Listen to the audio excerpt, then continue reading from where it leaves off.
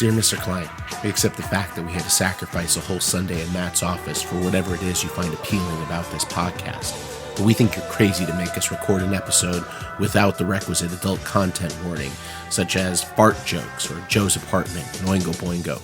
You hear us as you want to hear us, in the simplest of terms, in the most convenient definitions.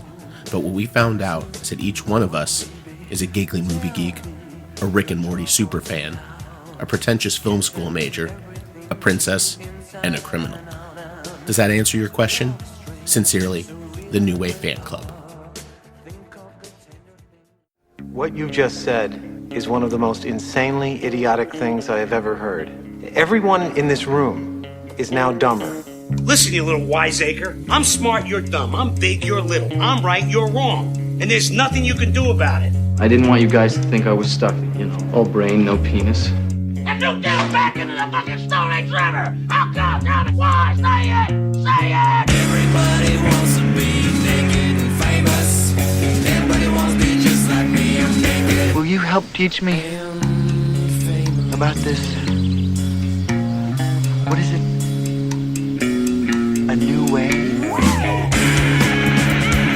Welcome to the New Way Podcast.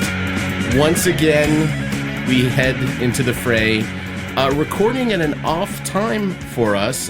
We have not done a daytime podcast in this new setup here since we started recording out of the Boynton Beach office location of Last Pint Production. Check. May or may not also be my house, but it sounds like we're fancier if we say it's a production studio. It pretty much is a studio now. I mean, we're pretty, for all intents and purposes. We're pretty legit, but yeah. So we're recording for you at like noon, the crack of noon. On a Sunday afternoon, a very rainy Sunday afternoon, where you may hear some thunder in the background. That's a pretty good reference to something we might talk about later, to a certain character. Oh boy, the crack of noon. Shit! Come on, already you already have done, took one of my choices away. That's not mine. Okay, it gets to be yours. So one of the things I wanted to talk about a little bit before we dive into the podcast. You guys are tenacious. Okay, all right. Why don't we just ruin all of Matt's takes right before we even start? Oh, yeah. Matt's hot takes. So, hot snakes. When the poop comes out of you like hot snakes. Oh, come on. So tomorrow is the eclipse. Which those of you listening, I assume, know that there's an eclipse. And Ben just passed out. Now there's only love in the dark. I was trying to switch hands because I was like, my hand is cold. I wasn't paying attention. Wow. That was my cock. So there's an eclipse. Thunk. Ben just gets all horny during the eclipse, like a wolf man, like a horny wolf man. So Ben will be hard tomorrow between 2:30 and 3:30 p.m. or whenever it's happening. But don't let your dick look right at the eclipse, or it can cause really bad side effects. Be careful. Get your cock some physician-prescribed sunglasses. Oh, cock sunglasses. Those would be good. I think you just have to wear a rubber. I wonder how many people are going to try to like bang outdoors during the eclipse. Oh, dude, there's going to be so many eclipse. There's going to be like there's going to be a lot of banging during the eclipse. People think it gives their kids special powers or whatever. But so what I was all fun and games. Next April and May, like all these kids are born with like mutant abilities. That or we'll have a bunch of like giant mutant Venus flytraps. That's right. Yeah, I mean, tomorrow I'm going to be watching Little Shop of Horrors. But what was interesting, I was talking to my brother about it, because they're sending like a news crew up to wherever it is in South Carolina or somewhere, wherever like the point of it is South Carolina. Totality. I thought that the point of totality was in Kansas. I think the closest point of totality here is South Carolina. There's like, so that's where most of the hotels and people are going to. Well, yeah, we have a producer that's actually traveling out for a different project. Oh, really? And is in Kansas and like in the middle of nowhere. And apparently, like hotel rooms are like $450. They're super expensive because people are or whatever. There's a band I know that's playing. They're doing an eclipse show tomorrow. Well, see, I think we're missing an opportunity. I think a lot of people are, because I was talking about, like, so supposedly the animals are, like, what happens, the weird stuff happens with the animals. Animals don't understand what's going on, especially like birds. Or maybe they just know more. Maybe. But what blew my mind is my brother goes, yeah, well, they talked to one of their experts at the station, and the guy's like, the cool thing are the bats. And I was like, what happens to the bat? He goes, well, the bats come out in the middle of the day, which they don't do normally, and you're not used to seeing bats in the middle of the day, and then the lights come back on, and the bats go fucking crazy. And I was like, that's where I want my camera crew. Like, where is the most heavily populated bat area? Like, I want to send Nick out as man on the street in bat country, dressed like Hunter S. Thompson. No, I mean, like, It was 12 o'clock in Gotham City when the bats started coming out. it was crazy where I grew up in Chattanooga, there was tons of bats. I mean, just so much so that, like, anytime at dusk, they'd be flying around you because you could throw rocks up in the air. They can't tell, they're blind, so they can't really differentiate insects from, like, small pebbles. Well, they're blind like Daredevil is blind, to be fair. Right, exactly. Their sonar is But tight. you would throw, like, a rock up in the air, and they would all, like, swoop. They dive bomb trying to it. get it. I used to go camping and throw a tennis ball up as hard as Take two.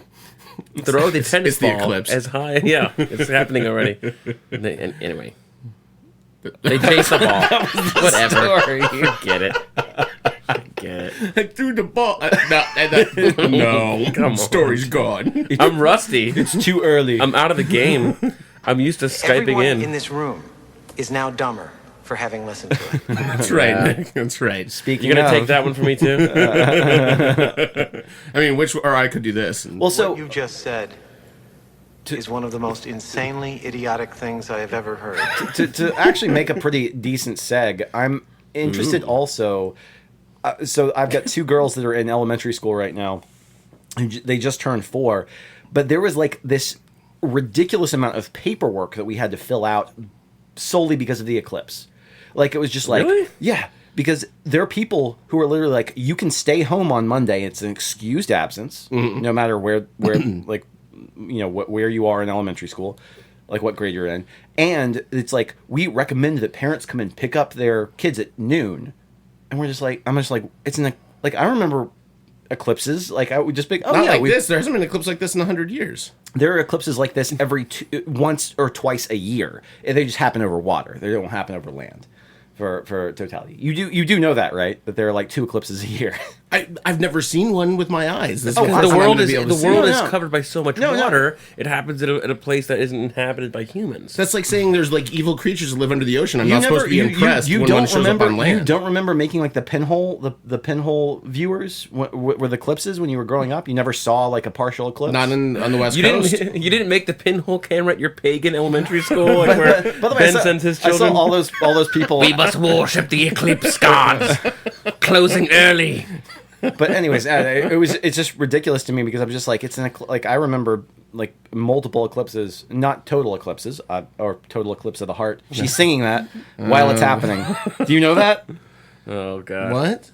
Bonnie Tyler is Bonnie gonna Tyler cash is a big fat check. literally singing and live streaming Oh total my eclipse of the heart God. while the eclipse is happening. Come on. Well, Not shitting you. My favorite story is I saw the Flaming Lips at Hollywood Forever Cemetery, and they did an entire concert covering Dark Side of the Moon during a full lunar eclipse, and it That's was cool. awesome. Come Yeah. on, Every time I try to hide it from you, not the audience. you always do, you never open up a beer when Ben is talking about. I'm not opening up a beer. It's a polar ice. So I do the tennis ball. So, our topic this week, as Ben was talking about, is back to school. It is back to school time for a lot of folks out there, parents and students alike. And in 1989, on this day, Saved by the Bell premiered. Really? Fun fact. That, What? And the world was never the same. I mean, because I knew Nick would bring it up at some point. It had to happen. But yes. But that was actually more organic than you probably had anticipated. This is true. I did not know it was going to be Tuesday. Nick's dreams of high school were ultimately like created and crushed all at the same time in that one day. You fancied yourself Zach Morris, but you really were Screech. I think that was more of a combination of all three Yeah, of there the you go. leading men. I don't see a lot of AC Slater in you, Mama. Fuck you,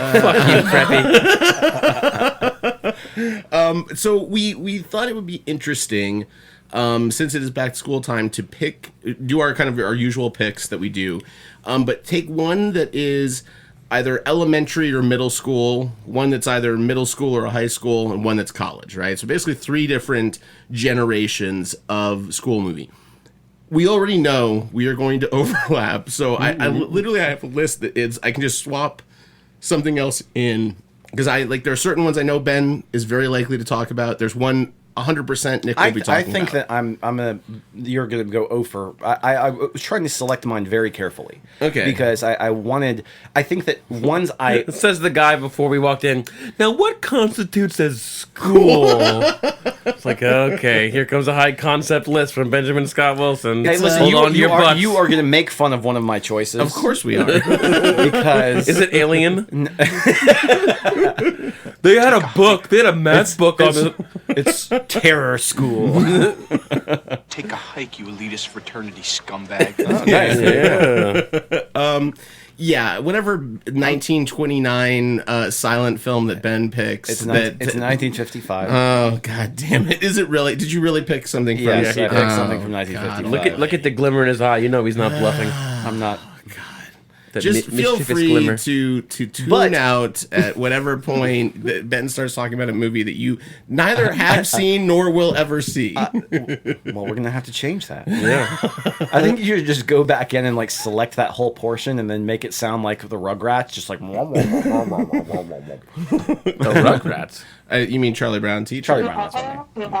There you go. Yeah. Wow, Matt is really on it. I think I spent quite a good hour on on our board, and I've used them all up already, or most of them. But now we have to be interesting. Now, Good luck with that. Fuck.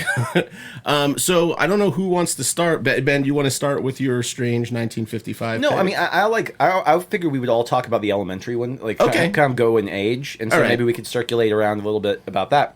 That works for me. So I can talk about the elementary movie that I picked that I think is a not only a great movie, just conceptually it's a really well executed movie, and it's about a cop in a kindergarten. It's super enjoyable. No, it's on my list. Danny DeVito film Matilda. Yeah. I really love Matilda. Underrated. And actually, I was going to initially go with School of Rock. Richard Linklater, one of my favorite directors. I love School of Rock. It's, unabashedly hysterical and awesome. Even though I've seen that movie probably 30 times now. And both of these were made into musicals. Yes, exactly, which is kind of strange. Acclaimed musicals. We've seen Matilda the musical, my wife and I, but she was the one who actually brought up Matilda, and I was like, that's a really good choice because it's a very conceptually. It's a great book, and it's the movie. It's one of the best marriages of Danny DeVito's kind of sentiment, which is a little over the top. And Rhea Perlman's in it as well, right? His wife. Oh yeah. Yeah. And but yeah, it's a little he's a little over the top from a stylistic standpoint, and it works really well for that medium. And because it is kind of this very over the top type of kid story, but it's one of those things that obviously it's a great musical now. Yeah. But it's an excellent movie. I love that movie. It's something that you can show to your kids, and I still think that there are lots of kids movies that kind of are emulating that sort of thing, or trying to emulate that type It's of a fine character. line. Well, I remember Roald Dahl's great with that kind of that material as well for who authored the book. Just really got kids' stories from a fantastical. Wasn't Matilda Roald Dahl? Was it? It's Roald Dahl. It was Roald Dahl. Yeah. Oh, fuck yeah! I remember wishing that Tim Burton was going to make that movie, and then I heard it was Danny DeVito, and I was like, all right, let's wait and see. And he showed up. It really mixed well with his mentality. And DeVito is kind of like Burton light. He uses a lot of those where you Dutch angle and Dutch angles and all kinds of shots, like 10mm fisheye, where you're putting the camera right into the actor's is Dutch face. like canted angle? Is that what that is? That's a canted angle. Yes. Well, and he also just does a lot to make. Sorry, it from I only know it from the film school. For fuck's sake, douchebags! I need to get that fraternity. All right, get that camera crooked. We're going Dutch. But I don't. You elitist fraternity scum. I don't want to. I don't want to diminish how good of a movie School of Rock is either, because School of Rock is fantastic. I mean, was that the one that you? I was gonna talk about School of Rock. I to go back to Matilda, right? Mara Wilson was when you talk about being perfectly cast in a role, that's exactly who I pictured when I was reading that book. And there's a scene. It was Trunchbull. It was like the super evil head mistress of this school. And she just revels in punishing children.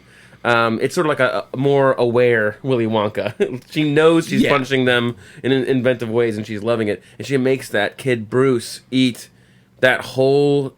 She catches him eating her cake in the conference room, and she goes, "All right, Bruce, we're gonna hold an assembly, and we're gonna make you eat the entire." And it's like the size of a giant conference room table, and the kid eats it. The entire the way they shot that against a black, completely background, and they just like fade in, fade out montage as he's like chipping away, and she's staring at him with these maniacal eyes. It's like really well done. And then they start chanting. They're like, Bruce, Bruce, Bruce.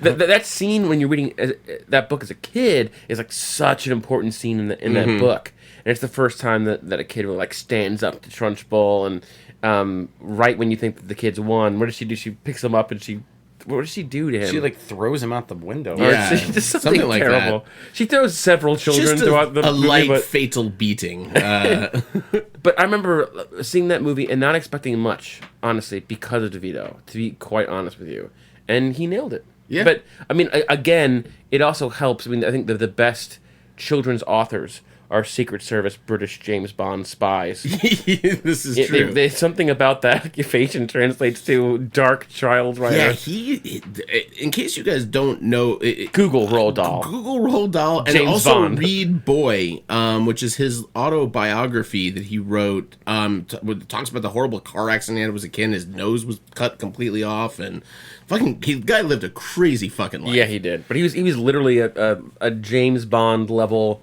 Secret Service spy for the British Parliament. He was Slugworth. He was Agent Slugworth. If Slugworth like seduced women, like he was seducing women, there are crazy stories about Roald Dahl. It's a phrase I never thought I'd hear. If Slugworth were seducing women, like, yes, tell me more. Listen, Slugworth would not be able to get a woman with a golden ticket in his junk. That would be an interesting movie to make a movie of Roald Dahl's life. Oh yeah, I'd totally watch that shit. Like a Finding Neverland. Or you know what I would do? I would do it like a Confessions of a Dangerous Mind. Yeah, like that's such a good movie. It is such a good movie. Or if you read my Uncle Oswald, a lot of that is has biographical elements to it. So maybe you have the movie as he's writing that adult fiction, and then work it in with his actual life. Confessions. I've never read that. Oh, you absolutely have to. I'll check that out. Confessions of a Dangerous Mind was Clooney's first film as a director. Yeah. That if you rewatch it, the whole scene with Rockwell and Julia Roberts, where the tables get turned multiple times, is such a well executed. Like the camera play in that sequence is so badass. He killed it. You could say he really schooled us. Just to bring it back into focus, you should be thanking me. Now I just want you to get your pick out of the way. So it's Billy Madison. Oh, okay. It's Billy Madison. That was my B side. If I didn't get School of Rock, it was gonna be Billy Madison. I fucking hate Billy Madison. I just fucking hate that movie. What the fuck is wrong with you? Like, I love the quote. Like that one quote that you played already is my favorite part of that movie. But I think that Billy Madison is one of the most overrated comedies of the 90s. I'll turn this damn bus around. That'll end your precious field trip pretty damn quick, huh? I've literally, my entire soundboard is like Billy Madison quotes. Listen, so good. Now listen, this reeks of classic Ben Wilson. Everyone loved it, so I'm gonna hate it. No, I did not like it. There are parts of Billy Madison that that are so stupid, like you say, but it's so self-aware. But then all of a sudden, it'll be a break in action. They'll play Culture Club, and they'll just hang on a stairwell where he's dancing to "I'll Tumble for You" for like a minute, for like a full minute. That movie takes weird risks. The swan running joke is bizarre. The penguin. The penguin. the penguin. Stop Yes. looking at me, swan. Is that different? How about the conversation of who would you rather that a have, different- Jack Nicholson or Michelle Pfeiffer? And then Norm Macdonald says, Jack Nicholson now or Jack Nicholson 1975? Come on, that is fucking genius. No, so You are correct. it's infinitely quotable. And the other thing that was great about this movie is you're right about the quotable part. well. When we were thinking about the topic, we go, let's pick one from elementary school, one from high school, and one from college graduate. This could technically account for all three of them because the plot is he's trying to prove to Gavin, the Christmas Story That's dad, right. that is he hanging with Reginald Val Johnson? Is he still alive? Is he in a motel room with Reginald somewhere? I don't know if he's alive, to be I think honest. he died. I think he died. It's the next episode of Room 104. Yeah. It's Reginald Val Johnson. It's Reginald Val Johnson arguing with Reginald Val Johnson whether or not he's dead. That's meta. That would be an amazing one-man show right there. And would surprisingly probably working that canon.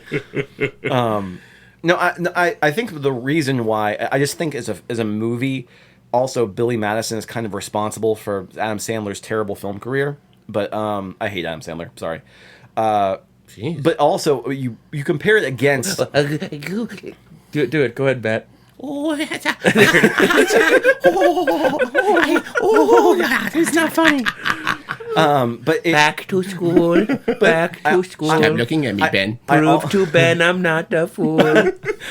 also comparatively, not like it makes sense in this conversation, but just like people who loved Billy Madison, and I'm just like, Happy Gilmore is a fucking comedic masterpiece. That movie is so fucking funny. I think Billy Madison's way funnier than Happy Gilmore. And so I go back and forth. It depends on and the day. so many people will say the exact same thing, and that's fine. Like I'm the odd one out here. Yeah, I just don't like Billy Madison. Well, you at don't all. like Adam Sandler, so I what does hate your Adam opinion matter about best Adam Sandler films? How dare you? The Wedding Singer's what good. is- Billy Madison's good. Happy Gilmore's good. And then let's just stop talking. I love Punch Drunk Love, but it's Yeah, not, you that's like not an Adam you Sandler like Punch Drunk Love. No, I hate Punch Drunk. I Love. love Oh, you- Punch okay. It's my well. least favorite P.T. Anderson. Okay. Yeah, I'm not a big fan of that movie, but I like Sandler. I think Sandler. I hate. I can't say I hate what he's become. He's just rich and lazy. Yeah, for okay, lack but, of a better but, word. But see, this is why you listen, come on. But Billy Madison's number one, fucking number classic. one, it's just an opportunity for Matt to do the impression again, which is worth it in and of itself. And number two, it really does represent this like moment in time when like Adam Sandler was a force, and it was an event. You go out with your buddies to see Well, I the mean, Adam did Did you Sandler ever film. see the South Park episode where Cartman kept coming up with the Adam Sandler Yes. movie ideas? No, he was like, "There's like this kid is amazing." What's kind of interesting though is you got to think back when Billy Madison came out. He wasn't. No. He was the comedy album, which they're all gonna laugh at you, which is still one of the funniest And also Overboard. comedy Was it albums. what's the Going first one? Overboard, Going Overboard. with Billy Zane as Apollo. Jesus. man, I'm just so high, man. Yeah, We those got- are pencil shavings. So listen, you got Adam Sandler and a cast of children. You're going to pick School of Rock. Dare I say, School of Rock would not be made First of all, possible without Billy Madison. I'm choosing School of Rock, Oh. so stop taking Okay, sorry. the piss out of Talk- me. talk For about God's it. sake. Well, I'll take the piss Didn't out know of you you. wanted to get involved with the discussion, Mr. Helper. Yeah, that's right. That's right. I want. God damn it! You wanna got hear all what- my picks. I want I knew you were going to do that one, which I didn't. I want to hear what you have to say about Mr. Rick Linklater's Mr. School of Rock. Linklater. So School of Rock, I mean, I love that Linklater went from School of Rock instantly into Bad News Bears because they were like, holy shit, who better directing kid? And he's one of the best kid directors, as it turns out, because he cast musicians and then made them able to act, which is the really, I think, what makes that movie impressive to me is that you're looking at for huge chunks of that movie, people that first and foremost, including Jack Black, really are musicians who are acting. I mean, obviously Jack Black had done other things and stuff. Lots of other things, but Jack Black had been acting since he was 6. sure. And Academy Award nominee Joan Cusack also. Well, yeah, she's fucking fantastic. She won the Academy Award She won it? Yeah, for In and Out. For In and Out. Oh fuck, she did win that. Yeah. Wow. I think it's the second time that's come up. Two times nominated, one time winner. Yeah, she's phenomenal. It's one of those movies I consider to be. God damn it, Grosse Point Blank is 20 fucking years old. Yeah, how crazy is that? We're old, man. Dude. Are You Afraid of the Dark is 25 years old. Oh my god. Yeah. Just all get nostalgia and feel old. Sorry, guys, we're gonna have to end this podcast early because we all just gonna drink ourselves to death right now. I call this podcast for the approval of the Midnight Society. What I love about School of Rock is I can't think of anyone in the sex scenes. I can't think of a movie like that. There aren't a lot of movies that I can show to 30 different people, and just about everybody is going to really enjoy the movie. I showed it to Hoot. I showed it to my mom. My dad watched. Even my dad watched it, which he never watched. Billy Madison, you'll get 29 out of 30. I don't know about that. I know his head. Ben is the one. Time to crack a beer and sulk. But I'll say the moment that I like the best in School of Rock is Jack Black's speech to the parents. Let's rock tonight. No, with the I touched your children. I'm pretty sure they touched me too. And it's such a. That could be handled so poorly and come across so bad, and it's done so funny in that movie. But I like it. I think it's a stellar fucking movie, and apparently, like, all those kids like grew up fairly normal. Well, I mean, because they like you said, they weren't actors; they were cast or whatever. But they just did like a 10-year or 15-year or whatever thing, and they like did a reunion concert, and it's like, well, these kids are all like grown ass like adults now. Yep. But they went up there, and I was like, that's just so cool to see, especially because, like, I don't know. I mean, Jack Black is cool as fuck. I mean, that guy is the coolest dude. Well, and you get the feeling in a lot of those classroom scenes that there's such good chemistry between the kids and him. Yeah. And just like little things like, I have a hangover. What does that mean? It means you're drunk? No, it means I was drunk yesterday. Like, there's some really good kind of, like, he's awakening both in the shooting of that movie and what's happening with the kids on screen. Like, those kids got an education from Jack Black. He gives off the vibe that, like, I think he is a dad, but at that time, it's like, maybe he's the guy his kid's like 9. But like he plays a role like he never has kids, but if you throw your kids in with Uncle Jack, they're gonna have a good time. He can't be held responsible for his own progeny, but he can hold his own in a room full of kids in real life. It's good stuff. All right, Ben. So we're gonna get to your. You didn't like Billy Madison, but you liked what movie from 1955? Okay, well, so if we're gonna move up to, can we get some Neosporin? Yeah. Now we're in our middle grade. Okay, so I shouldn't even mention it now because it's so stupid, and I knew I would be made fun of for it. But anyways, it's one of my favorite movies of all time. It's right outside of my top 20 of all time. Is it the prime of Miss Jean Brodie? No. To Sir with Love? That would be a good one. I put both of those on my overall list. Oh, that's so good. Those are too mainstream. In 1955, Richard Brooks released his masterpiece. Hey, listen, Sidney Poitier's first film role. Wow, we're going to Sydney again.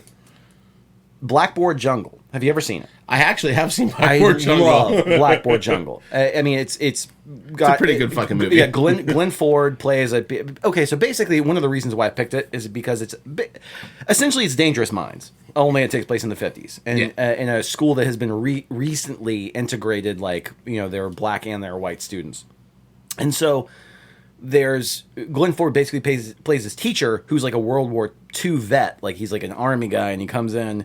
And they're like, you can't control these students because they're just too wild or whatever. And it's the whole thing about him, not only him shaping up the classroom and then also connecting with the students is essentially what it is. And the reason why I bring it up is because it is a masterpiece. It's super topical right now. It's an excellent film, and it's super topical right now. But also, all of those films, like Dangerous Mind, 187, like all of these... Stand and Deliver, which I almost made my list. Every single... like, even things like Dead Poets Society, none of that, all of that follows the Blackboard Jungle model. It's all about... The teacher with a ragtag. Teacher with a ragtag group. I mean, Blackboard Jungle that broke the mold. It was nominated for Best Picture that year, 1955. Great camera work too. Nobody ever talks about that movie. Like, it's a fucking awesome movie. I don't know about that. talk about it, Ben. I've heard of it and I've seen it, but I don't recall. Probably my mom got me into it because we used to watch a lot. My mom, that was like one of her favorite genres is like Stand and Deliver. We watched, like, we went to see Dangerous Minds in the movie theater. Like, she likes those Dead Poet Society, all that kind of shit. The classroom drama. Probably because her first job was teaching in a inner city school. Yeah, when she was right out of college. But it's like, I mean, I find it like really interesting, especially one of the cool topical things about it now. And think about it. It came out in 1955. The major thug is the white guy, not the black guy. Yeah. Like, Sidney Poitier is considered like this. He ends up being kind of like a help to the main character, to Richard, played by Glenn Ford. Where I think it's Vic Morrow was the. I don't know off the top of my head. I think Vic Morrow was the main bad guy, quote unquote, but he was like a bully, a gang member. He was white, and so it's like in 1955 you had it where it's like, oh, the white guy is the bad guy, like, not the black guy. It's Well, it's and very now interesting. in current day real life, it's the white woman, Betsy DeVos. So Hey, fuck Betsy DeVos. Yeah, Well, fuck that actually, woman. I think this is probably a good seg for Nick into a female villain in a high school movie. I'm you guessing. Well, I wouldn't go so far as say villain. Yeah, I wouldn't. Anti-hero. I don't know that she's a hero. No, I mean, if you're talking about Fleck. Let me just tell you guys a little Flick. something about Flick. Tracy Flick. Tracy Flick. It was between Cooley High and Election. And still to this day, like, would be like efficient, Productive. It's Election. And you know, that film is not only the best movie made by MTV Films. It might be Joe's Apartment. Yes, we are friends for a reason. Joe's Apartment. No one has said the words Joe's Apartment in 20 That's years. not true. And we just said it together. I fit in Joe's Apartment whenever I possibly can. There's an Oingo Boingo song in the Everyone in this soundtrack. room is now dumber for having listened to it. That's right. But I think it was like Joe's Apartment, and then it was Election. I was think that's like, right. I think it's correct. You know, and you think, okay, yeah, a movie with Jerry O'Connell and a bunch of animated cockroaches, that sounds about right for MTV Films. And so it kind of doomed this film by Alexander Payne, who had done Citizen Ruth up to that point, maybe something else. Only thing. Yeah. And now he's under the banner of MTV Films, and everyone doesn't know what the fuck it is, but it's based on a book by Tom Perrotta.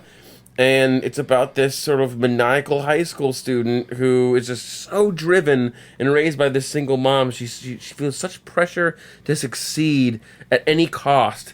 Ends up driving this teacher, played by Matthew Broderick, just completely insane.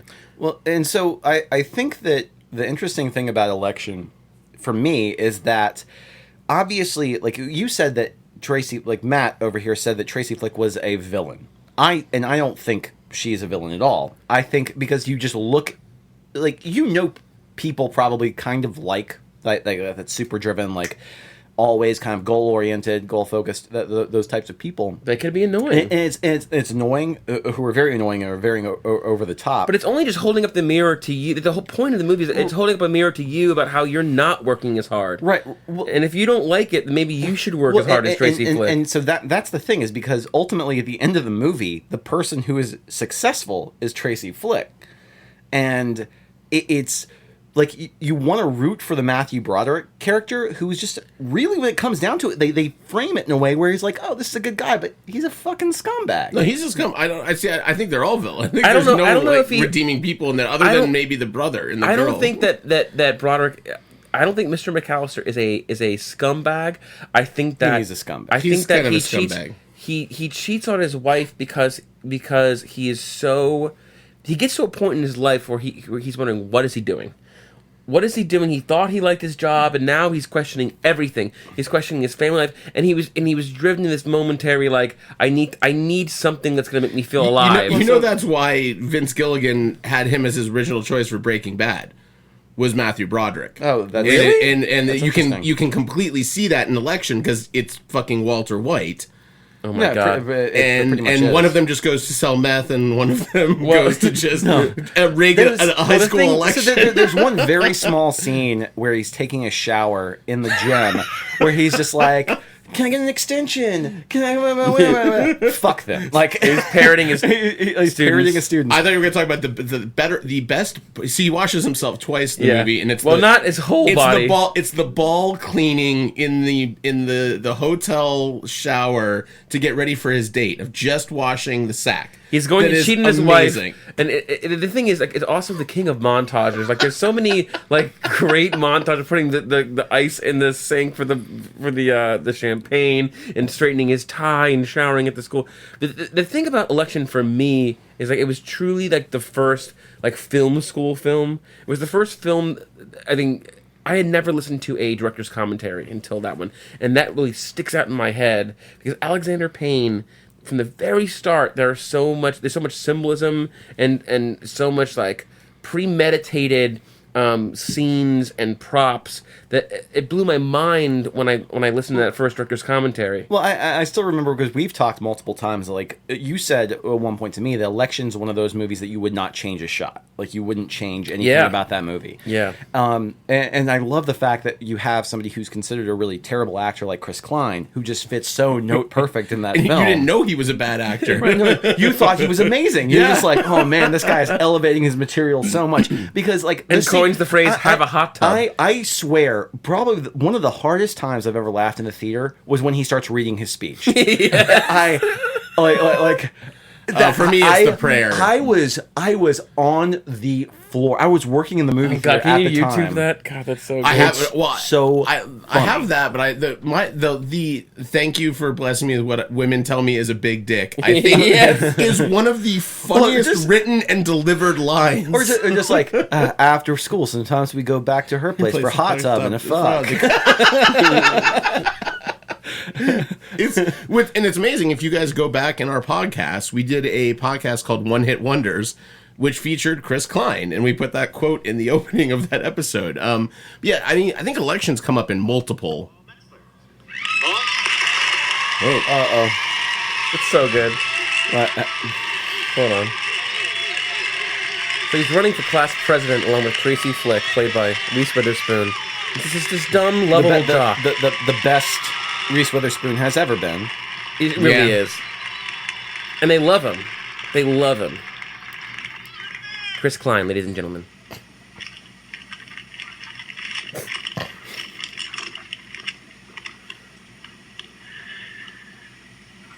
As many of you know, I broke my leg pretty bad this year, and the experience has made me reevaluate what I want to do with my life, and that is help people.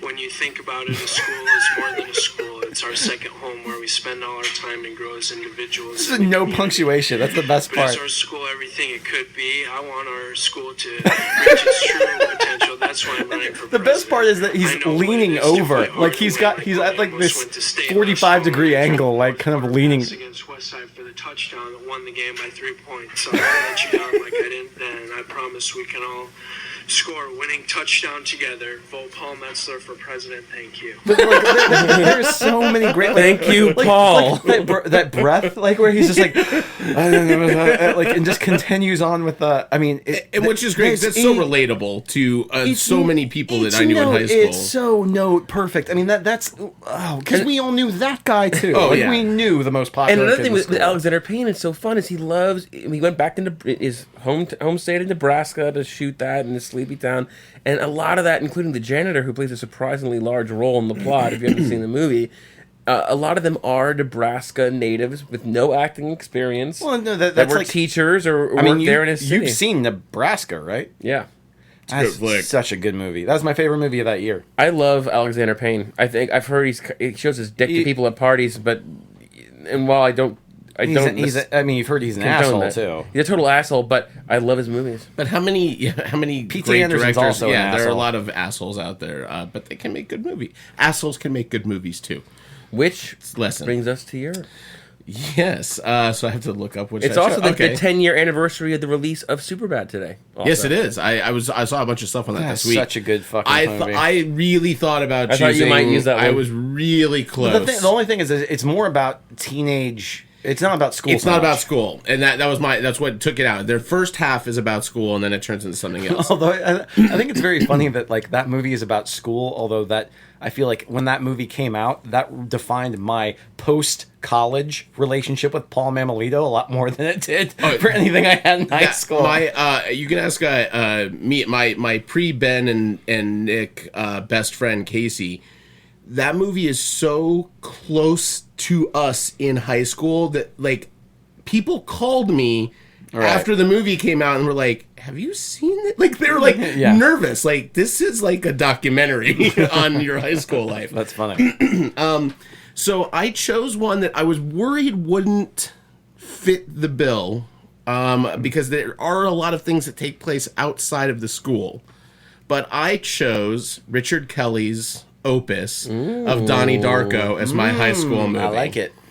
Donnie Darko is Tears for Fears. Is such a product of the time it came out. Amazing casting and a director who it turns out probably didn't know what the fuck he was doing, and somehow stumbled into a genre-defining moment in that time. It is so 2001. It's unbelievable. I for a movie that takes place in the 80s. Yes, yeah, but it's. I mean, it fucking feels like your 2001. So when I was a freshman, it's more 2001 than Stanley Kubrick or NSYNC combined. when I was a freshman at FSU, I didn't have any friends really. I mean, I was coming from out of state. I wish I had like a sad song to start playing right now. Hello, darkness, my old friend. Here's a sad one. You've been waiting on using that one. But anyways, hey guys, who want to talk about Sidney Poitier movies from 1955? Oh no, but, like I was trying to I was working on films. I was acting in some of the student films, amateur films, artistic choices. I didn't have anything to do except for go to class. And I didn't really have any friends, so I used to hang out at the film school library and would rent movies basically, and just take the DVDs back to my room and watch them on my tiny ass TV. What the fuck is a DVD? Yeah, believe it or not, we had a DVD library. It was free. We legit. People never realized this. People who went to the film school didn't realize that you could go to the film school library and literally check out watch whatever you want. Watch whatever you want to. And it was like a better selection than Blockbuster. I was too busy getting chicks, Ben. Yeah, you were. But I remember I'd heard a lot about Donnie Darko, and it had come out earlier that year, and it came out on DVD. And I went to the film school. Oh, by the way, I totally did have sex with the girl who. There it is. Oh my god! with God's sake, the girl Tiffany who was the checkout girl at the library. That's enough. That's enough. That's enough. Go on. Class dismissed. Jesus Christ, God Almighty! You know what? Let's just talk about all the girls Ben's fucked for the rest of the episode. No, effortlessly sexy. I was a real nerd back there. Oh, but I fucked that girl. Except when I was railing on the girl who gave out the DVDs. I didn't tell you about how she gave me 50-yard line tickets for Florida State, Miami. No. Dude, and then she blew me at halftime to a rousing ruckus crowd of 50,000. There's a really bad story there, actually. Believe it or not. I was just saying it darker and darker. No, I was Donnie darker and darker. I was just saying that because it was funny. But anyways, so Donnie Darko. So I checked that movie out. And I remember I had oh my god, say it. But this is true. I had a really very visceral, strong emotional reaction at the end of that movie. I was just waterworks, just fully in tears. Niagara Falls. At the end, what did Tiffany think of you when you were crying? Donnie Darko. She probably didn't care. No, she sounded like this. I just made a blowjob motion with my head for those of you that can't see what's happening in the studio. It works in two ways. What do you think of the movie, baby? I never. This was not a girl I dated. That was stupid. I shouldn't even have said that. How do you say cellar door in Peanuts language? Cellar door. But the end of Donnie Darko, where his mom is smoking the cigarette outside, where they have the whole scene or whatever, and Jenna Malone just does the wave. Yeah. I was like, I couldn't understand why, and I still don't really understand why, because like I said, it's lightning in a bottle. It's like you capture so many emotions in that movie. So I'm going to sort of seg weirdly for you, because I'll tell you why maybe it makes sense, because I'm in the middle of reading the Dark Tower series, so I'm now on book 3 of the Dark Tower series, and for those of you that know the book or don't know the book, Ben will get the reference, but there's a split that happens, right, where there's a character that dies, and then something kind of resets, and they're moving on, but there's still that alternate version where they died, and there's a version where they lived, and they're in constant struggle. That's what that scene to me is so amazing. Also, like 11:23. Yeah, like there's an echo of this thing that happened. The consonant past, I believe. Yeah, is what you spend this whole time getting to know a set of characters, and they build their relationships together, and then when it's erased, it's like you feel helpless as an audience member, because you've sat there and invested in this journey, and now the person doesn't remember them, or things are different. But you can tell. What I like about Darko is there's that echo there. There's the echo They know that something happened. The girl never has met the mom in this version, this timeline, but they have this moment of like, what is this? I don't know why I'm feeling this weird thing. There's a moment of connection there at the end, and it's just like, obviously, like her entire relationship with Donnie Darko has now been completely erased, but there's just this weird moment where I don't know if it's futility or what I was really feeling, but I still remember my freshman roommate walked in right after that movie and I'm just crying, and he thought like this is why you don't have any friends, Ben. He thought like a family member of mine had died or something like that. I was just like, oh, it's just the movie. He just like pledged like he was a Pike, and it was just like, Pike was the worst. Hold on, let's play it one more time.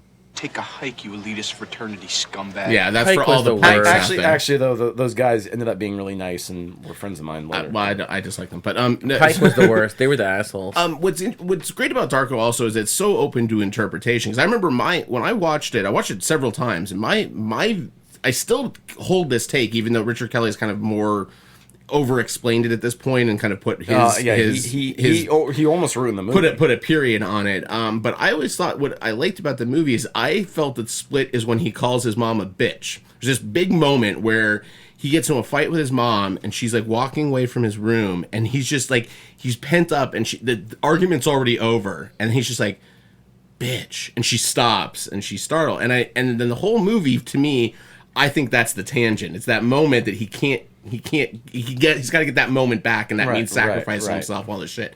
But it also has the amazing character actress Beth Grant, who plays the teacher and the dance teacher and one of his teachers, and has this amazing line in it, followed by the father laughing in one of the funniest things I've ever seen. But this is just a very quick. I'll tell you what he said. He asked me to forcibly insert the lifeline exercise card into my anus. And then, wait, hold on, you gotta listen to the very end. I'll tell you what he said. He asked me to forcibly insert the lifeline exercise card into my anus. And that's all it is. They're in a principal's office, and his parents have been called in, and she says that line, and the dad just like, she finishes the line, and he just goes, can't hold it back.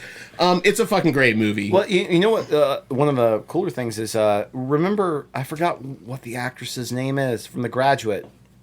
Who plays his therapist. She had not acted in 20 years. And came out of retirement just for that role. Sam thought I should pick The Graduate for this podcast. It's not really it's maybe a college movie, kind of. Yeah. It doesn't take place in a school, which I'm curious. She's going to school, so he ends up going. But it's not like it's like I think these are movies that take place mostly in and around a school. Can I?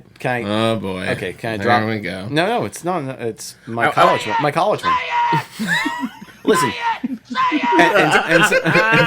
By the way, every one of the things I picked here, I'm like, fuck, I want this on the board. Anytime Ben starts talking. Hey. Thank you, elitist fraternity. Listen. All right, that one's getting old. Come on. You're gonna make fun of me for making fun of Billy Madison because of my college pick is so stupid. It's such a stupid movie. Which is the highest paid comedy director in Hollywood now. Todd Phillips? It was. Yep. Road Trip. Great flick. Fucking love Road Trip. That's. I'm sorry. The and still movie even- takes place on the road, hence the title Road Trip. It does. And plus, I preferred when it started Paul Rudd and was called Overnight Delivery. But still to this day, like Nick just got back from Austin yesterday, and I'm always just Boston, like, Massachusetts. I'm always like, Austin, Massachusetts. Do you mean Boston? Yeah, that's what I said. Boston. I mean, like, I don't think Tom Green is funny, but he's fucking hysterical in that movie. Do you know why that movie exists? No. Todd Phillips shot a documentary at the University of Florida that featured several fraternity members hiring a hooker, and it was a huge scandal. They were not ever allowed to release the documentary because it became court footage. It became an evidence in a court case. So he just took all of the stories from the fraternity documentary and turned them into bits and sketches in Road Trip. Wow. Which was based all on UF frats. Well, he also did... Sounds about right. He did... Old School. Well, no, but he also did... not Borat, but... yeah, he did Borat. Todd Phillips did Borat. I thought that was the guy from Seinfeld, Charles. No, it was originally Larry David. Or not? That sounds about right. It was originally Larry David, and but yeah, I think Road Trip is a fucking great flick. I think it really is a solid movie. It's got moments that are super stupid. It is a very stupid movie, but like I love the. I forgot the name of the actor, but he's like the smart one, the one who's just Paulo Costanzo. He's just he's a stoner the entire time. That's his name. You're just naming more Seinfeld characters now, aren't you? where they're taking like the shortcut, and there's the bridge that's out, and he's like got this. Well, technically, if you're over 60 miles an hour, then you're going to clear this by 10 feet. And like he's sitting there rationalizing it, and then they do the jump, and everyone's like celebrating, and then all the wheels fall off. It's just fucking awesome. Like I fucking love that movie. I think it's really funny, and it's stupid. It's a stupid movie. And I'll give it while it doesn't take place in a college, it is so college tied that students they go to University of Tennessee at Knoxville, and the black fraternity. The black fraternity scene is maybe one of the greatest things I've ever seen. Yeah, it is. It's so good. With the Klan, he's like, I found this in his bag. You found this in your bag. Oh, that's not mine. It's not mine. Passes out and loses his virginity. The only one to get laid. Yes. On that trip is that. And I will. Well, Amy. I mean, yeah. Come on. Amy Smart and Breckenmeyer did. But I do also have to say they have a great boner joke in that movie. Amy Smart. Yeah. Oh, yeah. I have to say they have a great boner joke in that movie. Come on, they have the old man that took the Viagra and he keeps knocking things off the and she just goes, "You're boner." It's like, well, what do you want me to do? Cut it off? Do you know who that actor is? This is why I don't remember anything currently. His name is Edmund Lindick. He plays Cinderella's father in Into the Woods on Broadway, the PBS version. Wow. Yeah, that's a deep cut right there. Speaking of the deep cuts, Nick. I don't know if I can follow that. I assume you're going with... Say it! Say it! Yeah, I am. Yeah, you have to. Yeah, I am. And it's so good. I'm Going Back to School, starring Rodney Dangerfield. At his fucking best, I will say. Easily his best. I mean, I like ladybugs too. I'm partial to ladybugs. Well, I thought I'm partial to that girl. earlier when you said the Jonathan Brandis? No, the real girl. You said the podcast was back to school. I didn't find Jonathan Brandis attractive when he dressed up like a woman. What are you talking about? Fuck you, Matt. He's a beautiful man. Wait a minute. Was a beautiful man. He's hanging out with Reginald Val Johnson. God damn it. God damn it. I was thinking that joke too, but I didn't fucking say it. Jesus. Come on. I was also thinking poor DSV's Jonathan Brandis. Listen, let's be real here. Jonathan Brandis is hanging out with Brad Renfro. This is true. This is wow. Yeah, they are. I got them confused quite a bit actually. No, they looked a lot. Yeah, they did. A lot alike too. I mean, bless both their souls. We're not making fun of the fact that they both took their own life. But great. Are we? Oh, well, okay, something funny. Quick. All right. So, back to school. Back to school. Back to school. There we go. There it is. Okay. So, the thing about Back to School, also, of course, to bring it back to Oingo Boingo, fun fact, only film that not only features a score by Danny Elfman, but a song by Oingo Boingo, and an appearance in the famous house party scene. Oh yeah, Dead Man's Party. They're actually there, playing live. But I almost thought about Everybody Wants Some. I watched that recently with you. Yeah, it was so good. I really liked that movie. movie. You realize, by the way, we could have done this entire podcast with Linkletter. Yeah, we could do Dazed and Confused, School of Rock, and honestly, Everybody Wants Some. Honestly, I thought you guys would go with more Linkletter, so I stayed away from it. But I really did like that. But as far as like Back to School goes, it was one of those movies that I saw on Comedy Central, was heavily edited, and then when I saw it the first time on DVD, like it was like next level. It was like seeing it again for the first time. And it really is an amazing score, underrated score by Elfman. Super whimsical. But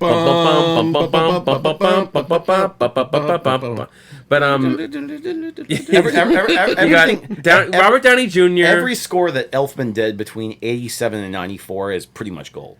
Yeah, but this was especially whimsical and goofy, and played off of Dangerfield so well. It was a strange bedfellows type of a situation, but it ended up being perfect. Because that's what Elfman was so good at, is that all of his music felt period. Like, that's why Batman works, because Batman feels like it's a serial from the 40s when you hear that score that comes in, and then you get Burton's Marriage, where it isn't modern day, but it is modern day. We're not talking about it, but I mean, I literally mean this. The score for 89 Batman is my favorite film score of all time. It's pretty good. It's, I mean, like my hair raises as soon as I hear that. Like, stop, I'm getting hard, please. Listen, I listened to that with a 40-piece orchestra, and it makes the hairs in the back. It's so good. I mean, it's just so magical. I would pick Edward Scissorhands overall as a score. Probably a better score, but probably a better score, actually. You mean overall. the Fantastic Beasts score? All right. So Back to School. The thing about Back to School is it's highlighting a ensemble cast of stars. You got Sam Kinison, the scene stealing. You know, whenever he's on screen, pretty much. You got Dangerfield at the height of not only his popularity, really, in the 80s, but also, like, on his game, delivery-wise. And, you know, as a stand-up, it was the first time it really translated. I mean, you watch Caddyshack and he's funny, but it's him delivering lines. You know, it was the first thing he'd ever done. It catapulted him into his career. But him reading here, he's comfortable, and he's Dylan playing... Thomas during his thing of, like, the do not go gently into that good night is sort of touching. Yeah, no, he's really good in it, and the scene where he puts his arms under his hand under his arms and farts, and then does this perfect dive, because in his youth he's a champion diver. It's his backstory, and so he does it again in his old age, and he goes back to school to be a good influence on his son who doesn't want things handed to him, and it in a way is Billy Madison in reverse. Ooh. God is not happy with your choice. I don't know if you guys can hear that, but that was some thunder. Listen, if there is a God, he's a Back to School fan. Okay. Yeah, I remember watching that. So I saw that in the theater, and then it came out on home video. And remember, it was a summer up in Wisconsin. We watched like a loop of movies. Weird Science was one of them. I watched Weird Science, maybe every day for like an entire summer. Yeah, I almost went Weird Science too. Obviously, I didn't see Back to School until I was 18. Oh wow. Yeah. You were in school when you went back it was the summer before I went to FSU, actually. Back to School was a lot of people feel Animal House. There were lots of movies I saw that summer which were like Bachelor Party for the first time, which I love Bachelor Party. These are all I love that one. You're all listening Oingo Boingo school songs. You know that, right? Yes. What I love it with Back to School is that was my introduction to college. So that was the first movie I saw. Like, I hadn't seen Animal House. I came to Animal House much later, actually. That happened in high school. Back to School was like, oh, this is what college is like. And Robert Downey, I was also fascinated with Robert Downey Jr.'s character in it. He would just spout these weird platitudes. He was kind of the nerd. Yeah, well, he was like a gothy, like, not the cool kid. Yeah, like he was cool, but only to the audience, not to anyone else, you know, in the movie. So this is actually kind of a relevant conversation. Last night, I was just randomly watching 16 Candles. Okay. And, randomly. Ben does this once a week. Ben reaches for his lotion and a box of Kleenex. Honey, it's Saturday night. Break out the It is pretty funny 16 candles. that John Cusack is playing like a nerd, like a Yeah. straight up nerd in that movie, and it's very funny because I'm just like, wow, look at it's John Cusack, and he's just like trying to act awkward, but he still kind of looks cool. Very funny. Very, very funny. Very passionate about what I have no idea. 16 Candles. He seems to care about what I have no idea. Ferris Bueller's Day Off is also something I considered as a high school film. I have a whole list of ones on here. I thought you might pick Brick for your high school one. No, well, the reason we'd already kind of talked about that. The one. reason why I like Brick is because the context is it's a 1950s noir film set in high school. It doesn't really feel like a high school movie to me. Yeah, it feels like a noir film. So. And I almost picked Sky High for but my Road Trip my high feels school. like a school movie. Road Trip is definitely a school movie. Road Trip is definitely a college flick. It's a college comedy. Unleash the Fury, Mitch. Unleash it. Unleash the Fury, Mitch. I would watch that again. Yeah, I almost did Sky High, which I introduced you to earlier this year. Which I was going to do that for Sky High was really high good. school. Yeah, have you seen Sky High? Excellent. Oh yeah. That's because I was texting you. That has all of the Get Up Kids shit in it, which I had not noticed. Well, I never noticed that. I mean, Sky High came out in 2005, I think. Yeah, but yeah, I never noticed. Apparently, he's a huge fan of and they have a song in it. They have a song on the soundtrack. Yeah. That's awesome. It's fucking crazy. If you guys have not seen Sky High, by the way, especially since we're talking about a lot of these are like kind of 80s flicks we've chosen. Sky High is a great 80s movie wrapped in a Disney movie. Yeah, film. well, I mean, it's superheroes and all sorts of stuff. Yeah. It's really, it's kind of like Adventures in Babysitting type of a vibe. Yeah, exactly. So for my college pick, I picked a movie that was my College Cuties 4. Also my introduction. I was thinking about this. Big black dicks with pearly white thumbs.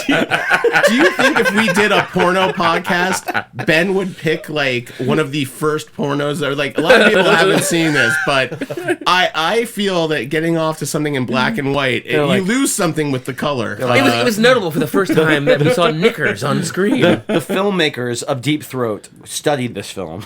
I do love, by the way, that you'd go behind the green door, wouldn't you? The symbolism. But before I get to my phone, I do love that we didn't ever. I thought someone for sure would do. That's what I love about these high school girls. Yeah. Well, I mean, same. Stay the same age. Which I thought Luke would have picked that if he was here. Strangely enough, I am not the hugest Dazed and Confused fan, as big of a fan of Linklater as I am. I feel like it's because it is very loose. That I like entire Everybody movie is Wants very Some Better, loose. I think. No, I do too. I absolutely like Everybody Wants Some Better. A lot of the DNA. My wife will kill me for saying that. She fucking loves Dazed and Confused. But no, that's yeah, I mean, like, Dazed and Confused is a really, but also, once again, not around really school so much to me. It's more about, I mean, like, I know the football it's pretty school-centric. I guess so. I thought someone might do Mean Girls. Yeah, I thought about that too. I mean, literally my list. Lindsay Lohan. I have a list here. So this is how I went. And I was going to do Perks of Being a Wallflower, which Ben introduced me to, which I fucking love. Not a fan of the cast. Earl and the Dying Girl. Shut up. Me and Earl and the Dying Girl did almost made on my list. Yeah, I mean, Me and Earl and the Dying Girl. I think that was that our favorite movie of last? I think it was. It's so fucking good. Is that the movie where Jason Lee tries to make it up to other people that he was bad to? With the dead No, girl? that is Me, Earl. My name is Earl and the Dying Girl. My name is Earl. And the dead girl. And go gadget Photoshop. And now I have work to do. I gotta go get on the editing system and make My Name is Earl and the Dying Girl. Holy shitballs. That's God amazing. But damn it. yeah, I mean, there's tons of movies. School Ties. Dead Poets School Society. Ties. Dead Poets Society. School Ties. PCU. Rules of Attraction almost made my college Rules of pick. Attraction was originally going to be my college pick, and I decided that because I already had one serious pick with Blackboard Jungle, that I had to do Road Trip. And I did that. I 180'd. I got stayed away from Rules of Attraction and PCU chose is fucking Good Will Hunting? is great. awesome. Is a great PCU fucking is movie. so- Good Will Hunting almost made mine too. PCU is so fucking funny. what is it that they sing? Like, why do we not eat them? Me, animals. Why do we eat them? Because they're bad. Yeah, the Moonchild girl is fucking this amazing. out there, like, and I'm just like, wow, that's today. I want you to blow me where the Pampers is. The whole sequence where Jon Favreau is high and he's looking for beer. yeah.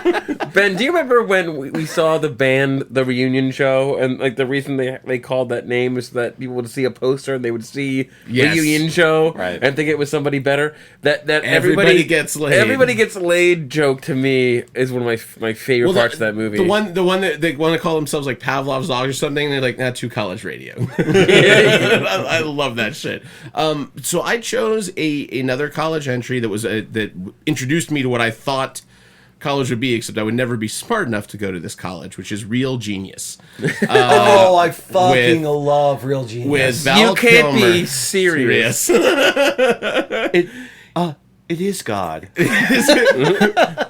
Can't stop playing with yourself. Stop playing with yourself. It is God. God, it is God. He knows. Yahoo! I love it. That's also the bad guy in Bachelor Party. not. You're thinking of the Yahoo series. How dare you? I know. Young Einstein somehow. Young got it Einstein. No, Real Genius is like Val Kilmer just completely riffing all of the time. Like, he is so fucking Val good Kilmer at is one of the best comedic actors who does not do comedy nearly enough. No, I mean, like the whole thing where he's like, where he's like, what's the dream comment where he's just like, hey, I had this. I'm just trying to think of it in my head. Where he's like, I had this dream. He's like, was it a dream where you were standing on top of a temple with robes and all these people are naked and they're throwing hot dogs at you? And he's like, no. He's like, why doesn't anybody else have that dream? Real Genius is You're wearing sun robes. It's just fucking. It's so bizarre and weird of a movie, and it takes place at like MIT With William Atherton as playing the asshole, and as the asshole William Atherton. It's just a asshole fucking number one. funny, fun, silly movie that shouldn't work. It's so dumb. Yet so smart, and it winds up working. And the guy that shows up at the end that's won the lottery. Moles and trolls. Moles and trolls. It's and also, just so you know, it's a movie that ends with a house filled with popcorn erupting out of the house. Which I was like, who doesn't want a house filled with popcorn? That's what I dream about. It's a pretty fucking awesome. And you know movie. what? I think that movie and Back to School were running on a regular schedule on Comedy Central at the same time or after school for a span of like 17 months. I also love Back to School. Just to one more thing, the Kurt Vonnegut has a cameo in Back to School as Kurt Vonnegut and allows himself to get made fun of because he writes his book report on Kurt Vonnegut, and the woman goes, "Whoever wrote this thing doesn't know the first thing about Kurt Vonnegut." And as a kid, I was like, "I don't know who this Kurt Vonnegut is, but I gotta learn more." I didn't know he was a real person when I first saw it. And I was little. Because Dangerfield's so rich, he doesn't go to class, and he got Kurt Vonnegut to write the book report on Kurt Vonnegut. Well, good stuff. So I think we got a pretty good eclectic. We didn't run. I had the two of yours pegged pretty good. Yeah. And yours. Nothing I was but worried you were going to predictable. do Darko for a bit. Actually, No. I mean, I had School of Rock pegged. I figured somebody was going to do that, which is one of the reasons why I was like, well, Matilda. When my wife brought Matilda, I was just like, you know what? That's a good I feel like choice. everybody loves Matilda. The young ones are tough. Like they're the elementary ones were because a lot of them are like. At first, I was thinking about E.T. for elementary, and I'm like, but it only has a scene in the Yeah, but for my favorite scenes, E.T. has one of my favorite school scenes of all time. But that dissection scene is. Oh my god, it's fucking so amazing. Good. It's not only a love letter to classic cinema, but it's like that whole thing is just done so perfectly, like note perfect. I mean, to me, if I pick one, like, what is a Spielberg scene? Like, I think I gotta go with that one scene. It's perfect. It's what he does best. And like the last shot with her feet and the frogs jumping out. I mean, the whole thing is just pure cinema. It's so what pretty. a fucking great movie. God, I always forget that's in my top 5. Like, It's so don't give it good. enough credit, but So it is good. one of the posters in the hall, the hallowed halls of my home. Oh, Tom, it makes me cry. That makes me fucking cry, Hey, man. listen. Stop. We've already talked about Darko. We're done. We're It's done. very Star Trek-y now that you think about it. It is a little Star Trek. Old school Like Star Trek-y. Star Trek-y when you do a recorder sound with your mouth. I think we got through. I always do that. I think we got through all the sound bites. The only one that didn't make it was from our first podcast, or first or second one, but it's a good one. I've been going to this high school for 7.5 years. I'm no dummy. This is from not One Crazy Summer, but the other one, the other John Cusack. I will also say underrated movie. Yes. Van Wilder. Oh, I love it. yeah. I almost went Van Wilder. I love Van Wilder. That's a good flick. I watched that a million times in college. Because Ryan Reynolds is great, and the villain in that is one of the funniest villains. Like his whole weird subplot with his underling that he He's has so like funny. He was the so sexual funny. flirtation with them, and they have the weird like looks with one another. And I was like, I remember Wasn't he a musical watching actor? it. I don't know, like it was so weird because the movie's going and there's just this weird subplot between them. They never there's never a full out joke, but it just gets a little weirder every time to where like you're like, what is this? Like who came up with this? It's great. Yeah, and I remember taking this a is lot the of movie where they literally jerk off a dog and put Poor dog. I remember taking a obscene amount of pride in people seeing Van Wilder for the first time and going, "Oh, it's Ryan Reynolds' guy. Really something, right?" I go, "Oh, motherfucker! I've been watching Ryan Reynolds since Two Guys, a Girl, in a Pizza Place. Get the fuck out of Except here!" I was watching him before that. I've been watching 15. Oh please! I've been watching Ryan Reynolds since the X-Files, yo. I'm pre both you bitches. Canadian soap opera on Nickelodeon, 15 in 1990 fucking 1. Man, Deadpool don't care about that motherfucking That's fucking shit. middle school Ryan Reynolds. You smell that fart? It smells just so old. It doesn't smell fresh at all. I think we're done. I think we fucking killed it. We killed it! Yay! We thank you guys for listening, whoever you are out there. Which is basically just Greg. We might as well just like do this just for Greg at this point. I Hey think. man, whatever pleasure we can bring to Greg's life.